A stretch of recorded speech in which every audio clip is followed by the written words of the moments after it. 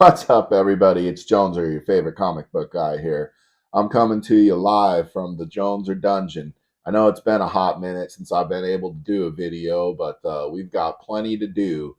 So let's do it.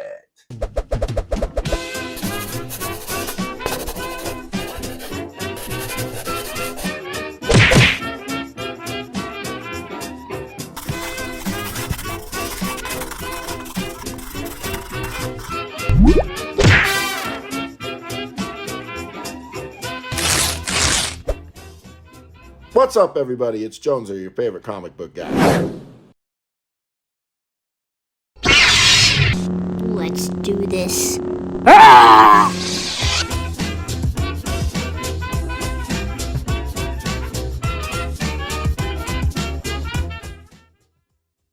Well, all right. If you like toy unboxing, comic books, and just watching me get piled up in my infinite nerdydom, please be sure to subscribe to the channel. It really helps, and would show your support of what we're doing here.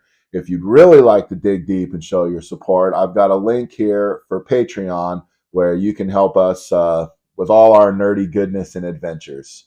So, anyways, today we've got us some Teenage Mutant Ninja Turtles. Now, I found these at Target here and Walmart, and distribution on these has been kind of terrible. I've noticed that the new Mutant Mayhem ones are coming out. You see the pictures of these here, and for the new movie, and there seems to be finding these plentiful, but the ones I'm really into are these classic ones here. Now, I found Gengis Frog here, which is pretty cool. You know, so I was pretty excited about that. The ones I was really excited for, we've got Splinter here, awesome, and Shredder. We've got Krang. So we'll get these bad boys out of the box here shortly. But the one thing I wanted to show off here, on the backs of these packages, it's just the classic blister card from what you remember when you were a kid, and here they got the little description of Krang and whatnot, and it's the same for Splinter and for Genghis Frog here. So I've been clipping those out as I've been collecting these, and the ones I'm looking for here, I still need to find Wingnut and Screw Loose, and I need a Foot Soldier, the Rat King, and Baxter Stockman. I'd like to find a few Foot Soldiers, but like I said, these have been notoriously hard to find. Same goes for the Masters of the Universe Origins figures, or vehicles or anything. Well, some of the vehicles have been the easiest. The figures have been the hardest. But finding stuff at retail has just been a pain in the butt. And I do think that the toy market and collector market is basically going to be moving to online. And at least that's what my suggestion to any of you out there trying to find this stuff. See if you can find it online, because searching the stores is a pain in the butt, and they never have any, and the workers never want to help you find any. And it's just they don't know how to care about it and order toys anymore. So anyway, enough of my complaining about the retail and their lack of being a worthy option. Let's open these bad boys up. All right, I got these suckers out of the box, and they are looking snazzy. Each one of them came with their accessories and these little cards, like I showed you before. And I really enjoyed these. As a kid, these would come with Ninja Turtles or Superpowers or even Dick Tracy figures, and I always had a blast cutting these out and reading the information on them. With these turtle ones, they're actually kind of humorous. I always thought that's a good way to add to the packaging to just give it something a little more for a collector. Then they come with some decent accessories. We'll start with Splinter here. He comes with this bow and arrow. Now, the arrow is not removable. It's just like it was when we were kids. I always thought it weird Splinter came with a bow and arrow because he was never really featured as using it, not on the animation. And then the Turtles and Splinter and maybe even Shredder, I can't remember, comes with this little stand, which is kind of neat. You can hang their little weapons on, but the stands are notorious for just falling over.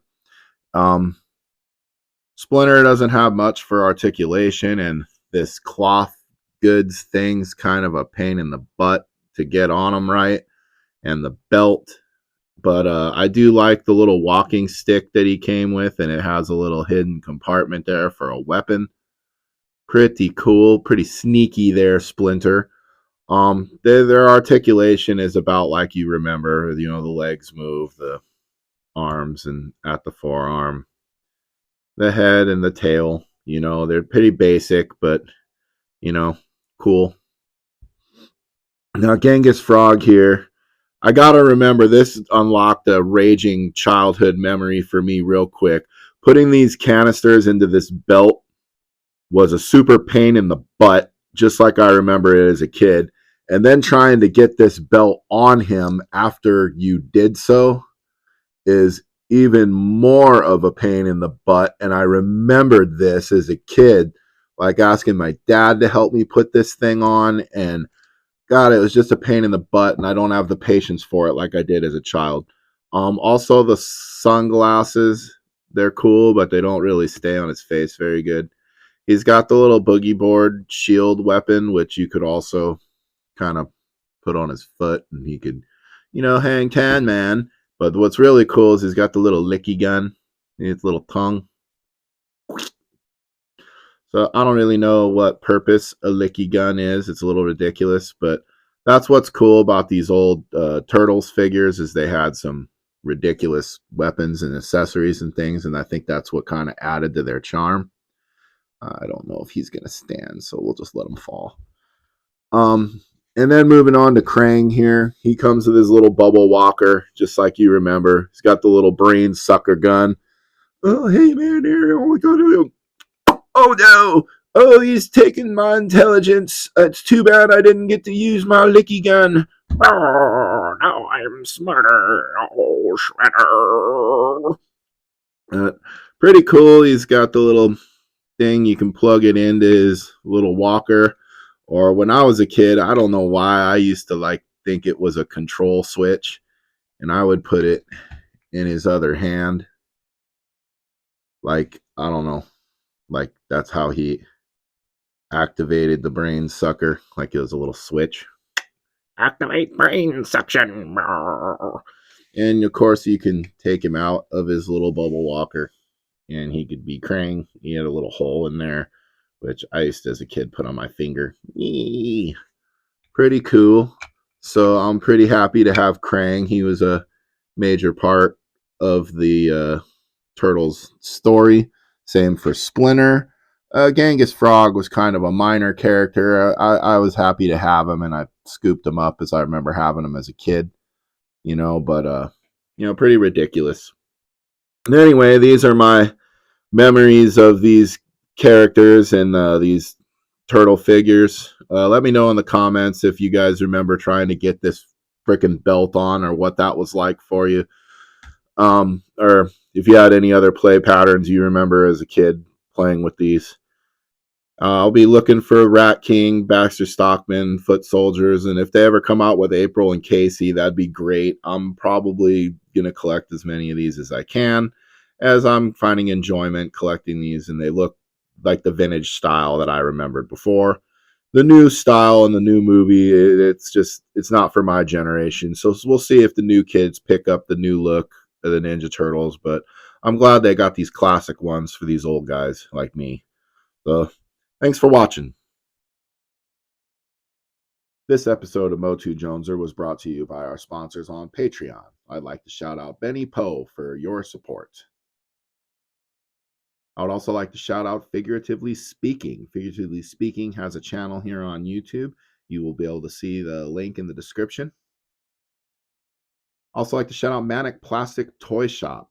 Manic Plastic Toy Shop also has a YouTube channel and a toy store. And Sir Clifton over at Eternian Ellipse. Sir Clifton does plenty of cool toy content and live streams. So check him out. And Bill over at Weird Fantastic Toy Adventures does some great stuff. I am sometimes a co-host on his live streams on Saturday night at 10 Central and on Sunday noon Central. You should check us out.